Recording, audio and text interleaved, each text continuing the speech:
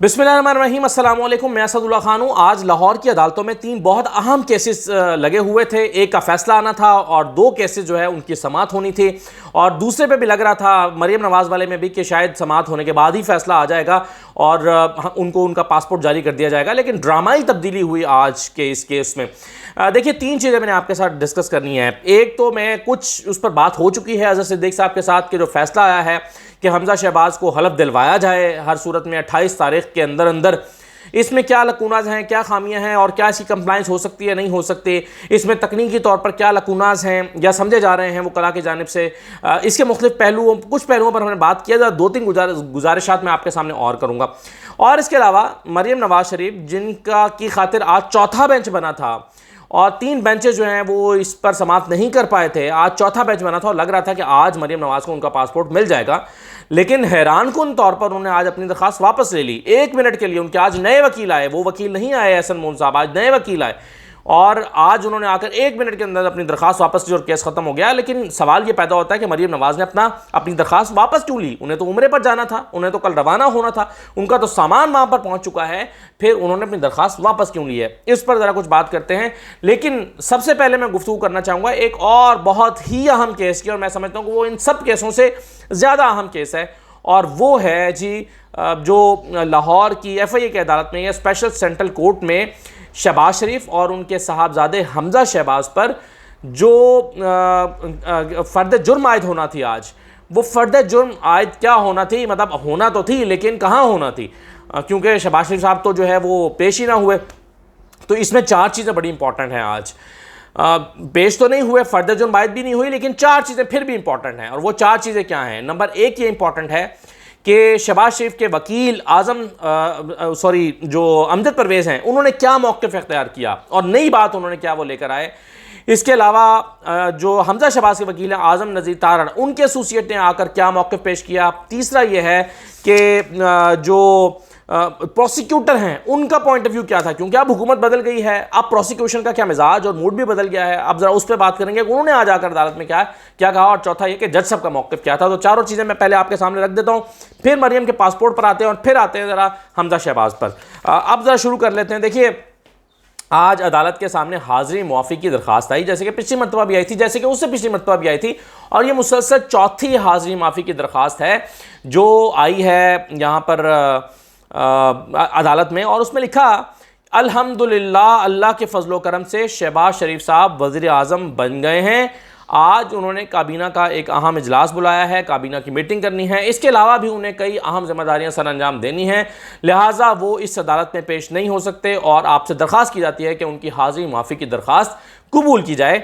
ये आकर जो हाज़िरी मुआफ़ी की दरख्वास्त है ये अमजद परवेज़ साहब ने अदालत में पेश किया, और साथ ही उन्होंने ये कहा कि अमजद परवेज़ साहब ने जज साहब से कहा कि जज साहब, अब शहबाज शरीफ पर फ़र्द जुर्म आयद नहीं की जा सकती, अगरचे वो इसका इंदिया पहले भी दे चुके हैं। जैसे ही शहबाज शरीफ साहब ने पिछली पेशी पर जैसे ही उनका ओथ हो गया था, आपको पता है 11 तारीख को वज़ीर आज़म बन रहे थे और 11 तारीख को ही उन पर फ़र्द जुर्म आयद होनी थी, तो इस पर काफ़ी शोर शराबा मचा हुआ था कि आज एक ऐसा वज़ीर आज़म हलफ उठा रहा है कि जिसको आज फ़र्द जुर्म आयद होना है। लेकिन बहरहाल उस दिन ही उन्होंने, जिस दिन वज़ीर आज़म बन रहे थे उसी दिन अमजद परवेज़ साहब ने कह दिया था अदालत में कि जी उन पर फ़र्द जुर्म आयद नहीं की जा सकती और हम इस पर बात करना चाहते हैं। और आज जो है उन्होंने फिर कह दिया कि जी हम ये एक नई दरख्वास्त अदालत के सामने डाल रहे हैं और हम अदालत से दरख्वास्त कर रहे हैं कि हमजा शहबाज के ऊपर फ़र्द जुर्म आयद नहीं की जा सकती, शहबाज शरीफ पर फ़र्द जुर्म आयद नहीं की जा सकती। और उसकी उन्होंने कहा कि हम चूँकि ये दरख्वास्त दायर करना चाहते हैं और ये दरख्वास्त जो है वो शहबाज शरीफ साहब के साइन होने के लिए इस्लामाबाद गई हुई है, आज हम ये दरख्वास्त नहीं दायर कर पा रहे, तो अगली मरतबा जो समाअत होगी आप हमें कुछ दिन दे दीजिए, अगली मरतबा हम इस पर बात करेंगे कि जी ये फ़र्द जुर्म तो हो ही नहीं सकती आए दिन के ऊपर। तो अब जज साहब ने क्या जवाब दिया, मैं ज़रा बाद में आता हूँ इस पर, लेकिन मैं पहले आपको ये बता रहा हूँ कि अमजद परवेज़ साहब का जो अब नुक्ता नज़र है वो ये नहीं है कि जी वो जो पहले अपने केस को लेकर चल रहे थे 10-12 महीने से, अब मुख्तलिफ है नुक्ता नज़र। अब वो ये कि एक फ़र्द जुर्म आ ही नहीं सकती और वो इसी पर दलाल देना चाहते हैं। तो अब ये आगे चलते हैं ज़रा। दूसरा, जो आज़म नज़ीर तारड़ साहब आज पेश नहीं हुए, उनके एसोसिएट आए और उनके एसोसिएट ने आकर कहा कि जनाब आज़म नज़ीर तारड़ साहब जो हैं, चूँकि अल्लाह के फजलो करम से अब वो वज़ीर कानून बन गए हैं, तो वो हमजा के वकील के तौर पर आज पेश नहीं हुआ करेंगे। उनकी जगह पर हमजा साहब नया वकालतनामा जमा कराएंगे, नए वकील का जो है वो नया वकील का तकर्रुर करेंगे, तो इसलिए कुछ वक्त दे दिया जाए। अल्टीमेटली सबकी प्रेयर यही है कि वक्त दे दिया जाए। तो उन्होंने कहा कि कुछ वक्त दे दिया जाए और उसके बाद जो है वो नया वकील आ जाएगा तो फिर कार्रवाई को आगे बढ़ाया जाए। ये आ गई दरख्वास्त जो आज़म नज़ीर तारण हैं, जो कि अभी 2 समातें पहले ही आए थे और एक में उन्होंने कह दिया था मेरी बेटी की शादी है, डिले कर दें, और अगली मरतबा उन्होंने कह दिया था कि जी वज़ीर आज़म ने आज शहबाज शरीफ साहब ने हलफ उठाना है तो बड़ी मेहरबानी आपकी कि आप हमें कुछ वक्त दे दें। ये 11 तारीख को 2 मरतबा वो पेश हुए हैं अदालत में, एक मरतबा वो दरमियान में एक समात पर वो आए नहीं थे। अच्छा, अब आ जाए जरा तीसरी बात कि प्रोसिक्यूटर ने क्या कहा कि तो वो जनाब आज प्रोसिक्यूटर हैं deputy director legal Munazza Shaheen, वो आई और उनके साथ जो है वो एक और तफ्तीशी खड़े हुए थे। उन्होंने कहा कि जी अदालत से कहा कि जी जज साहब अली मर्दान जो इस केस में तफ्तीशी थे उनका तबादला कर दिया गया है सिंध। अब आप देखें जो इस केस में तफ्तीशी थे जिन्होंने ये पूरा केस तैयार किया और बड़ी मेहनत से तैयार किया था अली मर्दान ने ये केस डॉक्टर रिजवान साहब की सरबराही में, तो अली मर्दान का तबादला कर दिया गया है, उनको डाल दिया गया उठा के सिंध में। तो अली मर्दान जो है वो अब चूंकि इसके तफ्तीशी नहीं रहे तो ये हमारे नए तफ्तीशी आए हैं। ये जो नए तफ्तीशी हैं इनको चूंकि रात ही को फाइल दी गई है तो अब ये इस फाइल को पढ़ेंगे और फिर इस केस को आगे लेकर चलेंगे। तो आपसे दरख्वास्त है कि अभी हमें वक्त दे दिया जाए और आगे। अब आप देखिए कि अपोजिशन मुल्ज़िमान और प्रोसिक्यूशन एक पेज पर आ गई है। मुल्ज़िमान भी कह रहे हैं कि तारीख दे दी जाए, आगे लटकाया जाए, और प्रोसिक्यूशन भी अब यही कह रही है कि आगे लटकाया जाए क्योंकि प्रोसिक्यूशन वज़ीर आज़म की प्रोसिक्यूशन है जनाब। अब वज़ीर आला पंजाब होने वाले वज़ीर आला पंजाब की प्रोसिक्यूशन है। अब FIA के लिए ये बड़ा मुश्किल हो जाएगा कि वो इसको उस तरह से लेकर चले। अब आप देखें अंदाज बदले बदले और अतवार बदले बदले और माहौल बदला बदला और मिजाज बदला बदला, तो ये सब कुछ जो है वो आज प्रोसिक्यूशन की तरफ से हुआ। अब ये सारी कहानी सुनने के बाद जज साहब ने कहा कि वो तो ठीक है, एजाज़ एहसन अमान साहब थे, उन्होंने कहा कि मुसलसल हाज़िरी माफ़ी की दरख्वास्त आ जाती है, अब हम इस केस को ऐसे कैसे चला सकते हैं। अब मुसलसल हाज़िरी माफ़ी हम जो है वो कैसे दे सकते हैं, उनको पेश होना पड़ेगा, पता तो चले वो मुल्क में हैं भी या फ़रार हो चुके हैं, तो इस तरह तो नहीं चल सकता। तो अमजद जो परवेज़ साहब हैं उन्होंने कहा कि जनाब मैंने अगली मरतबा जो है वो ये दलाइल पेश करने हैं कि ये फ़र्द जुर्मायत नहीं हो सकती, तो ये दरख्वास्त पेश हो जाएगी तो उस पर दलाइल देने हैं। तो उन्होंने कहा कि आप या तो फिर इस पर दलाइल दें अगली मरतबा लाजमी, या फिर उनको पेश करें शहबाज शरीफ साहब को। तो उस पर उन्होंने कहा कि जी हम ये कमिटमेंट करते हैं कि अगली पेशी में शहबाज शरीफ साहब जो हैं वो पेश होंगे। ये जो है वो उन्होंने जज साहब ने एजाज़ एहसन अवान साहब ने अपने मुख्तसर इस पर कहा और फिर ये केस जो है वो 11 तारीख के 14 मई के लिए, गालिबन 14 मई ही है, उसके लिए मुलतवी कर दिया गया। अच्छा, अब देखिए कि इस केस में मैंने आपको बता दिया शहबाज शरीफ साहब तो पेश होना नहीं था, उन्होंने ना हुए, और अब जो है वो कार्रवाई क्या हुई है ये आपके इल्म में आ चुका है। दूसरे केस पर आ जाते हैं। दूसरा जो है मरियम नवाज़ का पासपोर्ट वाला मामला था, उसमें आप जानते हैं कि शहबाज रिजवी साहब और अनवारुल हक पन्नू जो है, जस्टिस अनवारुल हक पन्नू और जस्टिस शहबाज रिजवी, इनके सामने ये केस आया। जो ये नैब की DB है, यही नैब से मुतल्लिका केस ही सुन रहे थे। तो शहबाज रिजवी साहब ने कहा कि ये पहले किसने सुना था, उन्होंने कहा कि जी ज़मानत जो है वो अली बाक़ी नजवी साहब ने दी है। तो उन्होंने कहा कि फिर बेहतर है ये अली नजवी साहब के पास चला जाए, तो हम चीफ जस्टिस को भिजवा रहे हैं और ये सिफारिश कर रहे हैं कि इस केस को अली बाक़ी नजवी की कोर्ट में सुना जाए। ठीक है जी, चीफ जस्टिस ने ये केस भिजवा दिया अली बाक़ी नजवी साहब के साथ। फ़ारूक हैदर साहब थे। तो जब ये केस लगा, टेकअप हुआ अली बाक़ी नजवी और फ़ारूक हैदर साहब की अदालत में, तो फ़ारूक हैदर साहब ने इसको माज़रत कर ली, उन्होंने कहा मैं ये केस नहीं सुनना चाहता। उसके बाद दोबारा DB बनी तो ये केस आ गया अली बाक़ी नजवी और असद जावेद गुराल साहब के पास। जब अली बाक़ी नजवी और असद गुराल साहब के पास आया तो असद गुराल साहब ने कहा कि जी मैं ये केस नहीं सुनना चाहता, उन्होंने माज़रत कर ली। अच्छा, मैं आपको ये बता दूं, असद गुराल साहब वो जज हैं जो जस्टिस अफजल सरफराज डोगर के साथ DB थे। तो इसमें टाई हो गई थी जब ज़मानत का केस था शहबाज शरीफ का, तो डोगर साहब ने कहा कि मैं ज़मानत देता हूं और इन्होंने कहा कि मैंने तो ज़मानत दी नहीं है। तो इसमें टाई हो गई थी, काफ़ी दिन ये जो है वो शोर शराबा मचा रहा, और फिर ये अली बाक़ी नजवी साहब के पास गया था और फिर वहाँ से जाके इनको ज़मानत मिली थी। तो ये वो असद गुराल साहब हैं। तो असद गुराल साहब ने भी कल माज़रत कर ली, उन्होंने कहा जी मैं ये केस नहीं सुनना चाहता। उसके बाद आज एक और बेंच बना था जिसमें अली बाक़ी नजवी साहब, अली बाक़ी नजवी कॉमन चले आ रहे हैं इनमें पिछले तीनों बेंचेस से, और अली बाक़ी नजवी साहब आप जानते हैं वो जज हैं जिन्होंने शहबाज शरीफ को भी जो है वो इनका नाम ECL से हटाने का ऑर्डर दिया था, फिर नवाज शरीफ को भी बाहर भिजवाने का ऑर्डर दिया था, 50 रुपये के स्टाम्प पेपर वाली कहानी आपको पता है। अच्छा, फिर इनके साथ आज सरदार अहमद नईम साहब थे। ये दोनों जजेस 12:30 बजे आकर कोर्ट रूम में बैठे और जैसे आके बैठे तो आज एहसन मून साहब की जगह पर अमजद परवेज साहब पेश हुए, वकालतनामा पेश किया। उन्होंने कहा कि जी मैं इस केस में आया हूँ और उन्होंने कहा कि जी हम इसको विड्रॉ करना चाहते हैं, इस एप्लीकेशन को। याद रखिएगा कि पासपोर्ट की वापस लेने की 2 दरखास्तें आई हुई हैं। एक 2019 में आई थी जिसमें उन्होंने कहा था कि मैं अपने बीमार वालिद की तीमारदारी के लिए बाहर जाना चाहती हूँ, और उसके बाद दूसरी दरखास्त 2022 में भी आई थी जिसमें उन्होंने कहा था कि मैं उम्रा करने के लिए बाहर जाना चाहती हूँ। तो अमजद परवेज साहब ने कहा कि हम 2019 वाली दरखास्त को बरकरार रखना चाहते हैं और 2022 वाली दरखास्त को वापस ले रहे हैं, और हम जो है वो 2019 वाली दरखास्त को एडजमेंट उसकी चाहते हैं। तो उन्होंने कहा कि जी डिसमिस एज विड्रॉन, यानी विड्रॉ करने की बुनियाद पर दरखास्त को डिसमिस कर दिया गया या खारिज कर दिया गया या मुस्तरद कर दिया गया, आप जो भी लफ्ज़ इस्तेमाल करें। बहरहाल ये दरखास्त जो है वो अब वापस हो गई। अब सवाल ये पैदा होता है कि इस पर मरीम नवाज़ ने दरखास्त क्यों वापस ली है।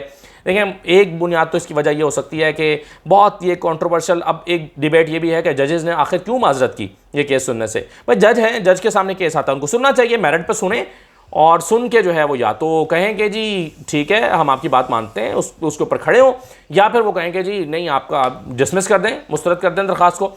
लेकिन तासुर ये है कि जजेस जो है वो एक बड़े फैसले का प्रेशर बर्दाश्त नहीं कर सकते। कुछ लोगों का ख्याल है कि जजेस जो हैं वो इसका फैसले का प्रेशर बर्दाश्त नहीं कर सकते, यानी अगर वो इसकी मुखालफत करेंगे तो भी मसला होगा और उसकी हिमायत करेंगे। हाँ, मेरा नहीं ख्याल वैसे जजेस का इस तरह का मामला होगा, लेकिन समझा यही जाता है कि जजेस इसीलिए नहीं सुन रहे, वरना जजेस के दरखास्त को ना सुनने की क्या वजह हो सकती है। भाई जज हैं, आपके पास दरखास्त है, अगर दरखास्त गुजार को एतराज़ नहीं है तो आप क्यों इसको नहीं सुन रहे।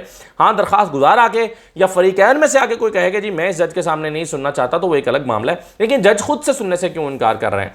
तो अब एक तो ऐसा लग रहा है कि जजेस जो हैं वो रिलक्टेंट थे। दूसरा, जो नैब ने तैयारी कर ली थी, मैंने परसों की वीडियो में कहा था कि नैब का अब बड़ा इम्तहान है कि नैब क्या करती है, नैब मुखालफत करती है या मुखालफत नहीं करती, या सख्त मुखालफत करती है या नर्म मुखालफत करती है।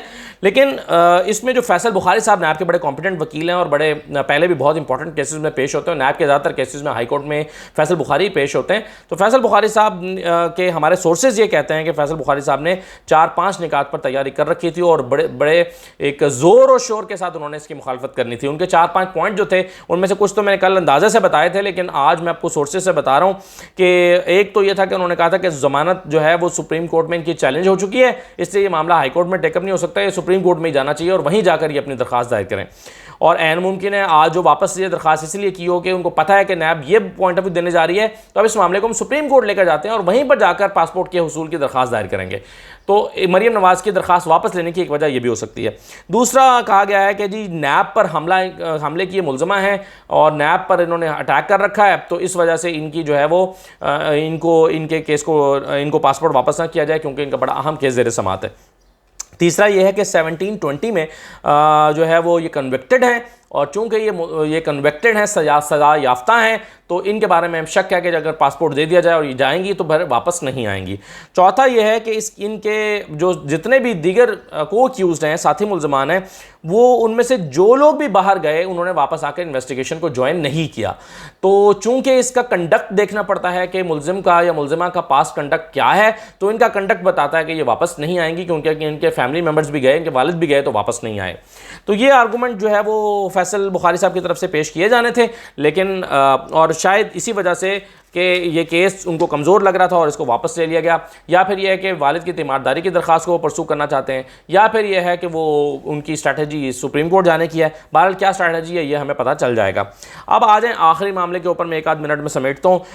हमजा शहबाज का जो आज फैसला दिया है honourable chief justice of Lahore high court Aamir Bhatti sahab ने, उसमें उन्होंने लिखा है सेकंड पैराग्राफ में, उन्होंने लिखा है कि that being the case it is suggested oblique advised oblique proposed that, यानी सजेस्ट किया जाता है या एडवाइस किया जाता है या प्रपोज किया जाता है that governor shall ensure the completion of the process of administration of oath of chief minister, कि गवर्नर को जो है वो इंश्योर करना चाहिए चीफ मिनिस्टर की ओथ की कंप्लीशन प्रोसेस को, और इधर हिमसेल्फ और थ्रू हिज नॉमिनी, खुद करें या अपने नॉमिनी के जरिए से करें, in term of article 255 of the constitution, article 255 की रोशनी में गवर्नर खुद हल्फ लें या किसी को नॉमिनी मुकर्रर करें, लेकिन उनको इंश्योर करना चाहिए कि वो अपना इस ओथ को कंप्लीशन की तरफ लेकर जाएं। और ये सजेस्ट किया जाता है, एडवाइस किया जाता है, प्रपोज किया जाता है, ऑर्डर नहीं किया जाता। ये नहीं कहा कि ऑर्डर किया जाता है कि ये करें, हुक्म दिया जाता है। और फिर लिखा है कि in terms of article 255 the constitution on और बिफोर 28 अप्रैल 2020, यानी 28 अप्रैल 2022 से पहले पहले इस ऑर्डर की कंप्लीशन की जाए। अच्छा, अब इसमें मसला क्या है? इसमें मसला यह है कि एक तो अजहर सिद्दीकी साहब से कुछ बात हुई थी, वो मैंने आपके सामने रख दी थी। एक मसला तो यह है कि अगर आप ऑर्डर नहीं कर रहे, आप सजेस्ट कर रहे हैं, एडवाइस कर रहे हैं, तो फिर आप डेट क्यों मेंशन कर रहे हैं? एक कमज़ोर नुक्ता यह नज़र आता है वकला को कि आपने जब कह दिया कि 28 को इसको हलफ दिलवाया जाए, तो एडवाइस करने में तो आप जो है वो रेस्ट्रिक्ट नहीं कर सकते। आप कह सकते हैं कि जी इसकी इंटरप्रिटेशन ये बनती है कि इसको कंप्लीशन करना चाहिए। दूसरा ये है यूथ होना चाहिए। दूसरा ये है कि आप जब ऑर्डर नहीं कर रहे, तो आप सदर को या गवर्नर को सिर्फ एडवाइस कर रहे हैं, तो एडवाइस का मानना या ना मानना उनका इख्तियार है कि वो इस एडवाइस को लेते हैं या नहीं लेते, वो इस सजेशन को लेते हैं, इस पर अमल करते हैं या नहीं करते, ये उनका इख्तियार है। और अगर उनका इख्तियार है तो कल फिर लाहौर हाईकोर्ट ने बार बार ये क्यों कहा कि जी फैसला नहीं माना गया, अदालत का हुक्म नहीं माना गया, अदालत का फैसला नहीं माना गया, ये बार बार जज साहब की तरफ से ये क्यों कहा गया? और अगर ये सिर्फ एडवाइस है और ये सिर्फ सजेशन है जज साहब की तरफ से और ये ऑर्डर नहीं है, तो फिर ये इसकी तौहीन भी नहीं बनती, या इस पर तौहीन अदालत का भी सवाल पैदा नहीं होता। और इसका मतलब यह है कि आप गवर्नर या सदर के खिलाफ कोई एक्शन नहीं ले सकते। आप जब कोई एक्शन नहीं ले सकते और सदर और गवर्नर मानने के पाबंद नहीं हैं, तो फिर वो हल्फ नहीं लेंगे, और अगर वो नहीं लेते तो फिर आपके इस ऑर्डर को कहीं चैलेंज नहीं किया जा सकता। आप ये नहीं कह सकते कि तौहीन अदालत की है, ऑर्डर क्यों नहीं माना, क्योंकि ये ऑर्डर नहीं है, ये तो सजेशन है। तो इसलिए जो है वो, और फिर वैसे भी अजहर सिद्दीकी साहब ने बताया कि वो इंट्रा कोर्ट अपील दायर करने के लिए जा रहे हैं 16 MPs की तरफ से। ये है जी आज अदालतों की कहानी, जो मैंने आज सारा दिन मुख्तलिफ अदालतों में रहकर देखा, सुना, ऑब्ज़र्व किया, बात की, एनालाइज़ किया, वो आपके सामने मैंने रख दिया है। इजाज़त दीजिए, अल्लाह हाफ़िज़।